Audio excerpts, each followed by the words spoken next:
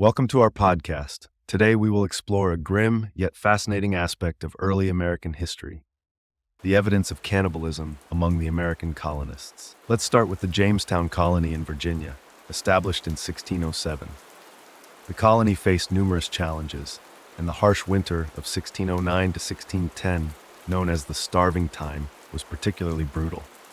Archaeological evidence suggests that the colonists resorted to cannibalism to survive. In 2012, anthropologists discovered the remains of a 14-year-old girl named Jane by the researchers in a garbage pit at the Jamestown site.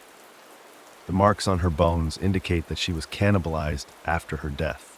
Forensic analysis of Jane's remains revealed cut marks on her skull and shin bone, suggesting that her body was butchered in a desperate attempt to stave off starvation.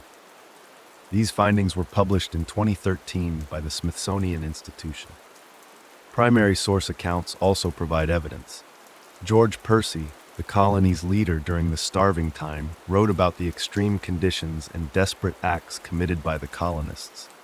He described how some settlers dug up dead corpses out of graves to eat them.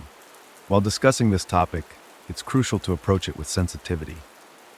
The actions of the colonists were driven by extreme conditions and the sheer will to survive. Today, we can examine these actions through the lens of historical context and human desperation. Cannibalism is not unique to Jamestown. There have been other instances in history where groups resorted to cannibalism when faced with dire circumstances. These include the Donner Party during their expedition in 1846-1847 and the survivors of the Andes flight disaster in 1972. Thank you for joining us today.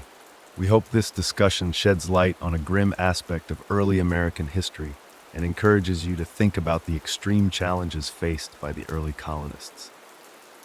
Please subscribe to our podcast for more deep dives into historical events.